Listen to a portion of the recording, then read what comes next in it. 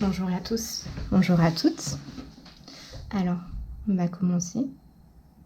D'abord, on va élever un petit peu, si ça va bien, les énergies du lieu.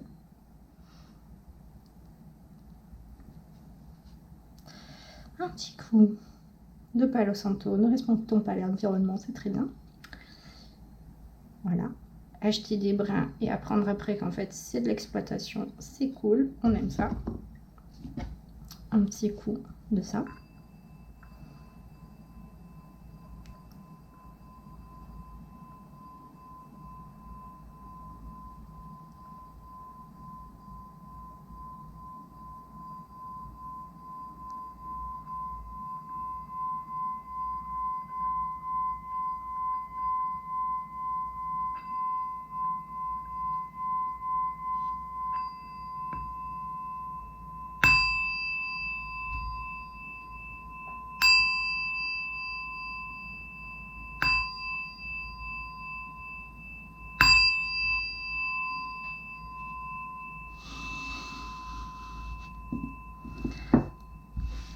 Et on va commencer. Donc bienvenue pour les taroscopes du mois de juin 2022. On commence trop bien. On va y aller avec le petit le normand. Et oui, et ça, cette petite pochette, je l'ai chopée sur un marché. Là, vous avez le nom. Cette personne a un site, un compte Insta du même nom.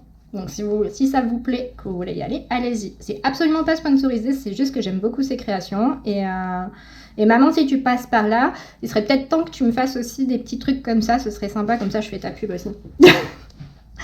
Voilà. Je vous embrasse fort. On est parti. On va commencer.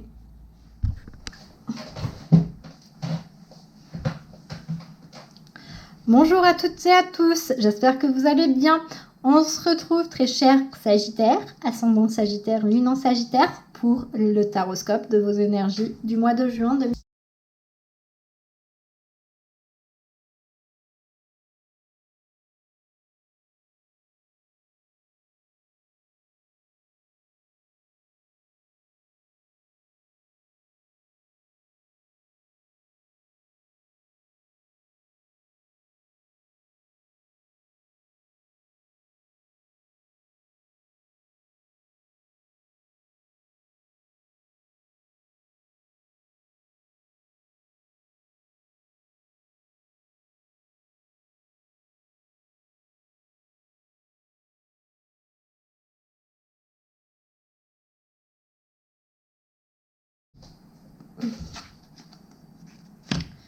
Donc on commence par la croix au milieu. Ensuite, nous avons le livre avec le symbole des poissons. Nous avons le sarcophage avec la maison 8. Nous avons l'anneau avec le taureau. Nous avons... Non, tu ne sortiras pas maintenant, mon chat. Nous avons... Excusez-moi. Le bouquet avec Jupiter. La croix avec la maison 12. Nous avons les oiseaux avec un symbole que je ne connais toujours pas.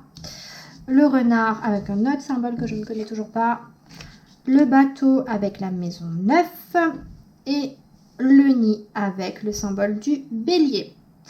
Ok les Sagittaires, ascendant Sagittaire, lune en Sagittaire. Pour ce mois de juin 2022, ambiance générale, la croix, la souffrance, non c'est pas la souffrance, le poids. Il y a, en fait là, c'est simple, hein. Déjà, c'est simple. C'est dense plutôt. On part sur un mois de juin dense, émotionnellement. Concrètement, avec la croix, on vient souvent parler de cette croix que l'on porte sur nous. Il y a également cette dimension de sacré. Pas mal de sacrés qui entrent en compte aussi sur ce mois de juin 2022. Pas pour rien qu'on a la maison 12. On est aussi sur la fin d'un cycle, la fin de quelque chose. On notera aussi qu'on a tout de même deux corbeaux sur la carte qui viennent nous parler tout de même de... les corbeaux, en dehors d'être soi-disant des oiseaux de mauvais augure, qui ne sont pas du tout, sont des oiseaux très intelligents, très malins, assez sociables entre eux. Ils vivent tout de même en communauté et ont des règles plutôt intéressantes. C'est pour moi, cette carte-là qui vient de noter, concrètement, je pense que sur votre mois, on va aller voir avec le reste, sur votre mois de juin, on ferme des chapitres de votre vie, des choses lourdes qui vous pèsent, peuvent peut-être potentiellement sortir enfin de vous, on va dire ça comme ça. C'est aussi un temps de recueillement avec la croix, un temps de prière pour soi, pour les autres. C'est aussi une ambiance très particulière ce mois de juin. Alors, première ligne, nous avons donc le livre avec le symbole des poissons, le sarcophage avec la maison 8 et l'anneau avec le symbole des taureaux. Le livre, souvent, vient nous parler d'apprentissage, de formation, d'une forme de mysticisme, également de secret, de ce que je ressens aussi, où je ressens pas mal d'études par rapport à ce livre. Une forme de révélation aussi, de compréhension un peu en fait de certaines choses qui ont pu se passer, de certains schémas, de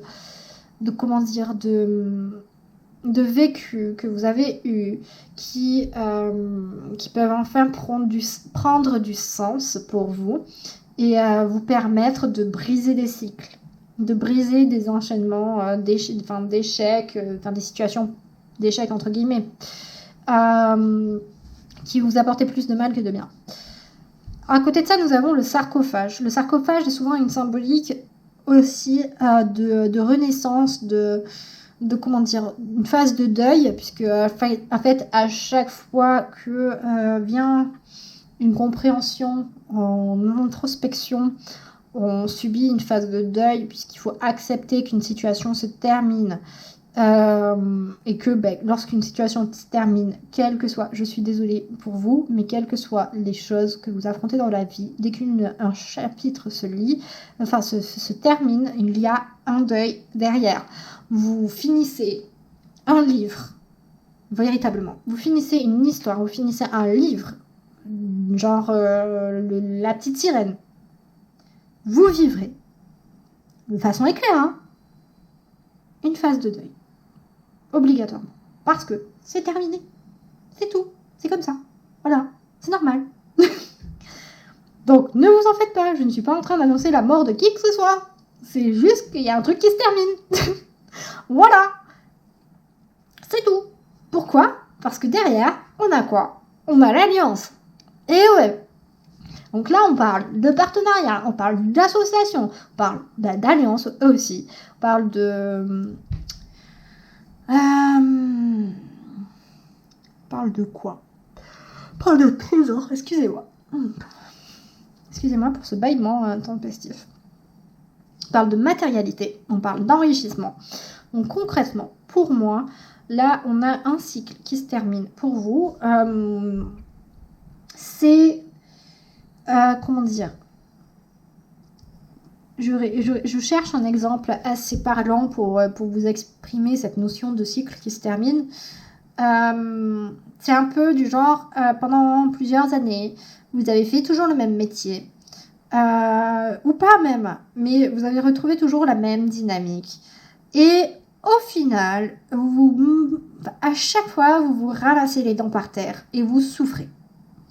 À chaque fois, quel que soit le milieu, quel que soit le domaine d'activité, à chaque fois reviennent les mêmes problématiques.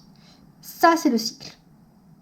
Et enfin, sur ce mois de juin, vous avez l'opportunité de le briser, d'arrêter de comprendre ce qui ne va pas pour vous dans ce schéma-là. Et ainsi, derrière, vous pourrez renaître et enfin avoir le contrat qui vous va. De trouver enfin de nouveaux alliances, de nouvelles partenariats et ainsi de suite. J'ai l'impression d'accoucher un truc là. Deuxième ligne. Nous avons le bouquet avec le symbole de Jupiter qui vient nous parler de surprise, qui vient nous parler de cadeaux, d'offrandes, de beauté aussi, de simplicité, de gaieté, qui est plutôt intéressant. On retrouve la croix, comme je parlais tout à l'heure, qui a une dimension sacrée, de poids, une forme de souffrance aussi, mais c'est lié au poids. Quoi d'autre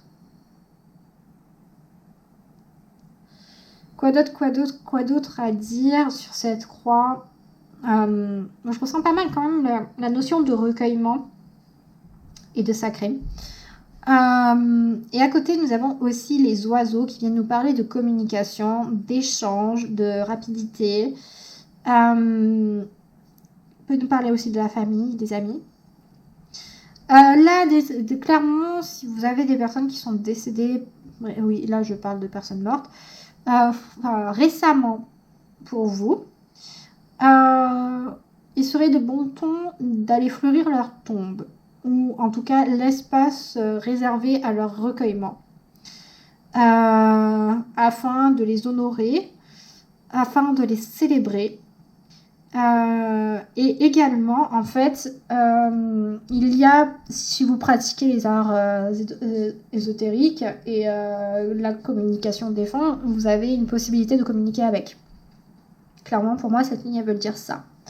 De façon plus matérielle, on retrouve toujours cette notion de pouvoir se libérer d'un poids.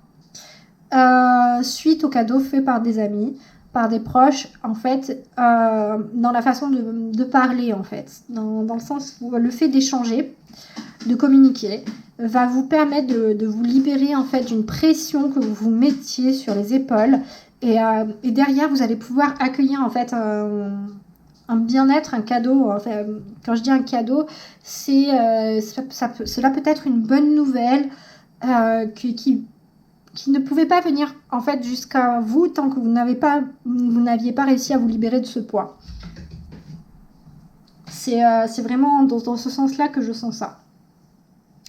Et sur la dernière ligne, nous avons donc le renard qui va nous parler de chasse. Ouais, ok. Habituellement, c'est la ruse ou c'est le travail. Là, en fait, j'ai plus son aspect traque. Être vivant, traqué. C'est pas dans... Enfin, je le ressens pas négativement. C'est plus dans le sens de se faufiler, de se cacher, comment dire... C'est très teinté négatif quand même, tous les mots que j'emploie. Comment dire En fait, je ressens un besoin de chercher un lieu ou un environnement dans lequel vous pourriez être mieux, bien équilibré, dans lequel ce serait agréable de vivre pour vous, sans que l'on vienne vous embêter tous les dimanches matins parce que on vient sur votre territoire, quoi. Je ressens vraiment là en fait la notion de vivons heureux, vivons cachés, dans le sens où vous avez envie de vous écarter de certaines mondanités en fait.